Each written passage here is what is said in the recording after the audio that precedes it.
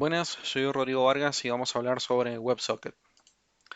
En principio, ¿qué es WebSocket? Es un protocolo de comunicación bidireccional entre un cliente y un servidor sobre una única conexión TCP. Para poder entender esto, vamos a usar una analogía.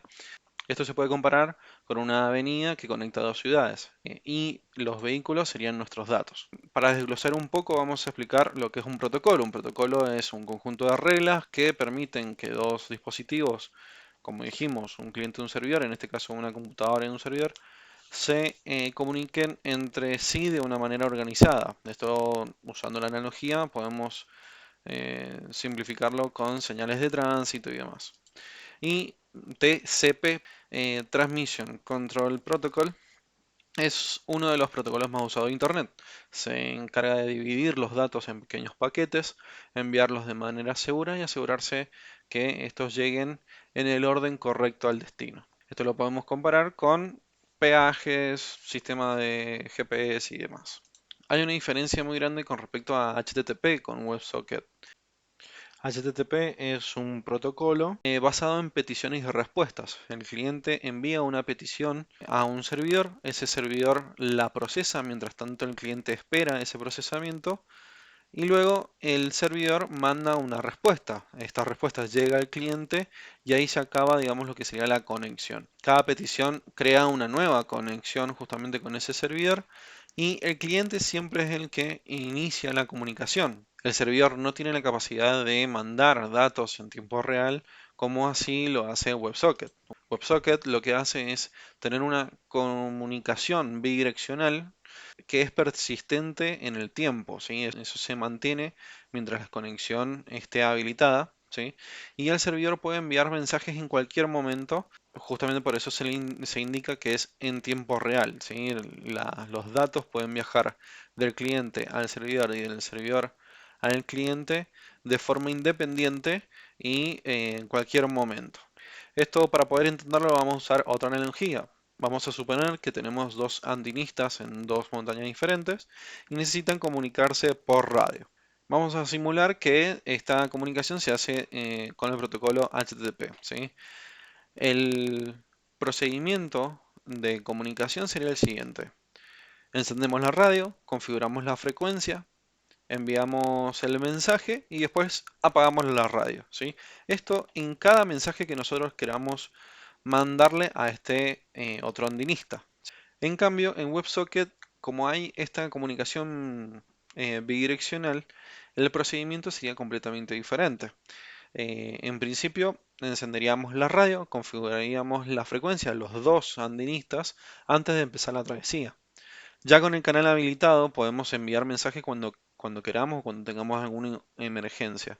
Y luego apagaríamos la radio cuando nos pongamos de acuerdo que ya no vamos a usar más este método de comunicación. Esta tecnología lo que nos permite es entender que los protocolos HTTP y WebSocket se tienen que usar de manera congruente con respecto al escenario que tengamos. Si necesitamos que la información esté disponible en tiempo real, vamos a optar por un protocolo de WebSocket, porque justamente necesitamos que esa conexión sea persistente, se mantenga en el tiempo y que los datos viajen de manera independiente. Por el contrario, si no necesitamos que la información esté en tiempo real, podemos optar por un HTTP y hacer peticiones y respuestas en base a los datos que necesitemos. Los casos de uso con respecto a WebSocket serían chat en tiempo real, alertas o notificaciones, juegos online, o en software de monitoreo. Hay dos tipos de WebSocket, el nativo y el Stomp. En el nativo es donde vamos a tener mayor control sobre las implementaciones del código y la estructura que queremos con respecto a esta comunicación del WebSocket. En el Stomp hay muchas implementaciones ya realizadas y tiene sus dependencias para nosotros adaptarnos a él y no él a nosotros, como así en el nativo, en donde nosotros tenemos el mayor control. En cuanto a la comunicación, en el nativo tenemos el cliente con una comunicación bidireccional al servidor. Y en el Stomp tenemos el cliente, el broker y, y el servidor. El broker es un intermediario que permite gestionar y distribuir de manera más eficiente y escalable los mensajes entre diferentes grupos. Siguiendo la tabla, en cuanto a la estructura del mensaje en el nativo, pueden ser de diferentes tipos o formatos. Puede ser JSON, puede ser XML o pueden ser texto plano. En cambio, en el STOM siempre hay un estándar que se usa justamente en este tipo de WebSocket. Los eventos principales que hay tanto en el nativo como en el STOM son parecidos. En el nativo está el onOpen para abrir una comunicación, onMessage para mandar un mensaje, onClose para cerrar una conexión y onError por cualquier error que surja en la implementación. En el STOM son parecidos, pero ya están implementados por la forma de trabajar de STOM, que es connect para conectarse, connected para verificar el estado, subscribe para suscribirse a una cola de mensajes, unsubscribe para desuscribirse, valga la redundancia, send para mandar algún mensaje, receive para verificar la recepción de los mensajes, error para cualquier error que surja y disconnect para desconectarnos de esa comunicación. En cuanto al uso de brokers, en el nativo no se usa, sí se pueden usar, pero como es la forma de WebSocket donde tenemos más control, no se suele usar. En el STOM obviamente sí, ya que justamente es la mayor diferencia que hay con el nativo. Y estos brokers, los más conocidos son RabbitMQ y ActiveMQ.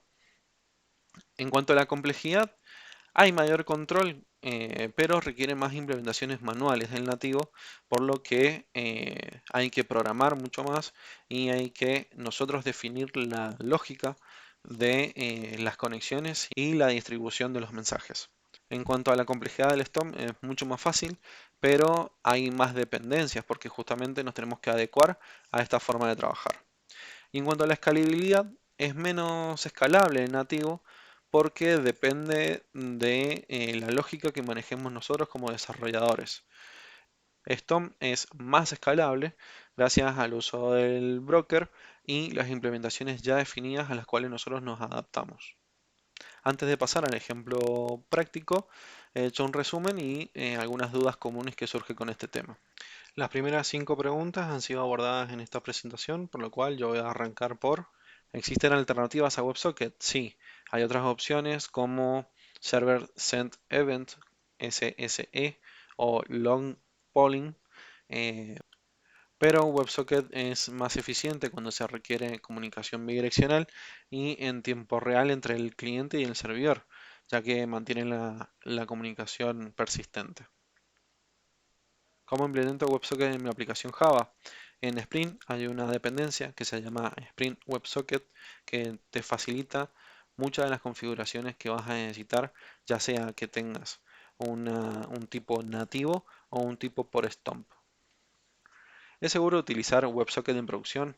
Sí, WebSocket también tiene algo similar a HTTPS, que es el WSS, que cifra la comunicación de una forma parecida.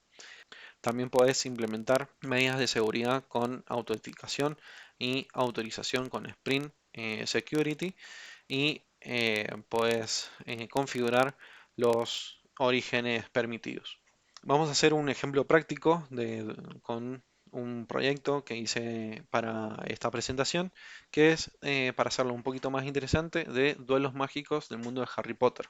Vamos a hacer un servidor que con un WebSocket nos permita conectar dos usuarios a una batalla, que puedan enviarse mensajes, elegir un hechizo y que se determine un ganador. Para esto lo que vamos a hacer es que los mensajes que se reciban del WebSocket tengan una acción a realizar, que en este caso sería crear la sala, unirse a la sala de batalla, mandar un mensaje o seleccionar el hechizo. También vamos a mandar el nombre del jugador, el ID de la sala de combate si corresponde, el mensaje si corresponde y el hechizo también si corresponde. Bien, para empezar acá tenemos la dependencia. Esta es la que es de Spring Boot para WebSocket y pueden colocarla una vez creado el proyecto o cuando lo estén creando poder seleccionarla entre las otras dependencias que vayan a usar. Después tenemos una clase de configuración así declarada con el arroba configuration para que Spring Boot la tome en su contexto y esta otra anotación para habilitar el WebSocket. Vamos a implementar de WebSocket Configurer este método que lo vamos a sobreescribir para declarar la clase que va a manejar la lógica del WebSocket y la URI que se va a utilizar para acceder, para conectarse a él. Acá también podemos definir los orígenes permitidos. En este caso, para el ejemplo, vamos a permitir todos, pero esto es un error de seguridad. Acá debería ir las URLs que están permitidas para el uso de este WebSocket. Por último, tenemos la clase que maneja la lógica del WebSocket. Le ponemos arroba component para también declararlo en el contexto de Spring y vamos a heredar de text WebSocket Handler eh, algunos métodos que nos van a permitir declarar esa lógica. Con respecto a la lógica detrás de en la batalla como tal, no vamos a andar en ese tema porque no se refiere a esto la presentación, pero sí a los dos métodos que vamos a utilizar. En este caso hemos utilizado un método que es After Connection Established. Después de establecida justamente la conexión, va a enviar un mensaje con el session.sendMessage. Y luego el handler text message para poder obtener el mensaje que nos llega al servidor y poder implementar la lógica que tenemos de las batallas. Para probar esto vamos a ir a Postman, a una plantilla de WebSocket. Acá tenemos la URL de localhost 8081 y /duel, que es la que declaramos en la clase de configuración. Vamos a conectar primero. Ahí ya está establecida la conexión y nos manda el mensaje que hemos declarado en este método de After Connection Established. Vamos a hacer de cuenta que el front nos manda la información de el jugador que se quiere conectar. Sería esto de para crear la sala y el nombre del jugador. Vamos a mandar esto al servidor. Nos responde con la sala creada y el ID de la sala de batalla. Esto lo estamos respondiendo en texto plano, pero a fines prácticos del ejemplo. Para una mejor comunicación con el front, estas respuestas deberían ser en JSON. Bien, vamos a simular que hay otro jugador que se quiere unir a la misma ID de la sala de batalla. Y la respuesta del servidor es que se ha unido a la sala y el duelo comienza. Como teníamos que permitir también los mensajes de uno y otro, vamos a simular un mensaje. Acá tenemos el tipo de acción, el nombre, el ID de la sala de batalla y el mensaje, ¿sí? Lo enviamos y el servidor nos responde justamente con la información que debería mostrar el front en el chat de la batalla. Vamos a simular una respuesta del otro jugador. Ahí también nos manda la respuesta. Y posteriormente vamos a la selección de los hechizos, que sería, por ejemplo, en este caso el primer jugador, que tenemos el tipo de la acción, el nombre, el ID de la sala de batalla y el hechizo. Nos responde el servidor. Y por último, la elección del hechizo del segundo jugador. Bien, nos responde que el segundo jugador ha elegido el hechizo y luego nos dice el resultado de la batalla. Posteriormente a eso, como la batalla ya ha terminado, nos desconecta de la comunicación con el WebSocket. Bien, eso sería todo por ahora. Espero que les haya gustado la presentación y les recuerdo que el proyecto ha sido a modo de ejemplo para mostrar de una manera simple cómo se puede implementar un WebSocket. Les agradezco mucho el espacio y toda la información brindada en el curso. Hasta luego.